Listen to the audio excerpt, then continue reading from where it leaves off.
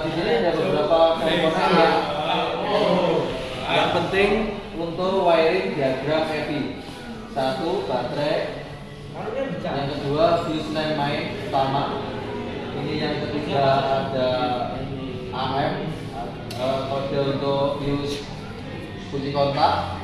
Kemudian di sini ada fuse EVI. Di sini fuse EVI ada di box cycling di ruang engine. Kemudian di sini ada kunci kontak.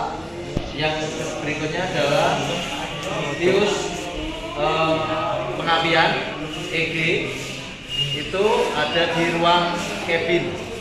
Kemudian yang berikutnya adalah relay EVI yang ada di ruang cabin. Ya, ada di ruang cabin. Kemudian ini baru masuk ke ECU atau EMS. Langkah yang bisa dilakukan untuk proses pengecekannya adalah yang pertama, ketika ada dua. Yang pertama ketika kunci kontak off. Yang pertama kunci kontak off, yang kedua ketika kunci kontak on. Bagaimana aliran arus dari kunci kontak off? Ketika kunci kontak off, ini off, maka arus dari baterai fuse main ke EVI, fuse EVI. Yang kedua, ketika kunci kontak off, maka baterai main fuse kunci kontak berhenti di sini, berhenti. Kemudian ketika dia kunci kontak on, maka arus dari baterai fuse utama AM kunci kontak ini nyambung, ini kunci kontak on, maka harus menuju ke fuse EG atau fuse pengapian. Dari fuse pengapian menuju ke relay lilitan ke massa. Ketika relay ini lilitan ke massa ini 2 ke 1 ini ada arus, maka dia muncul medan magnet.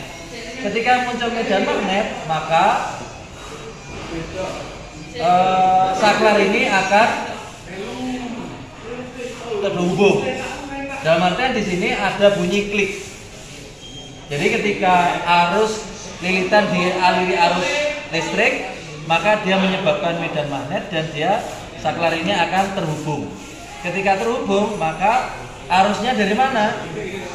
Arus baterai main fuse EVI, kemudian melalui relay. Dari relay ini akan menuju ke ECU atau EMS. Arus baru masuk ke ECU. Nah, bagaimana caranya untuk proses pemeriksaannya? Pemeriksaan seberapa jauh arus itu mengalir, maka kita bisa menggunakan dengan tes lamp. Ya, caranya bagaimana? Negatif atau massa, tes lampnya kita hubungkan dengan fuse EVI. Kemudian berikutnya, kalau ini hidup, maka dia akan menyala. Ini menyala, ini menyala. Gitu ya. Kalau seandainya dia on, ketika on, maka ini juga ikut menyala. Fuse pengapian menyala.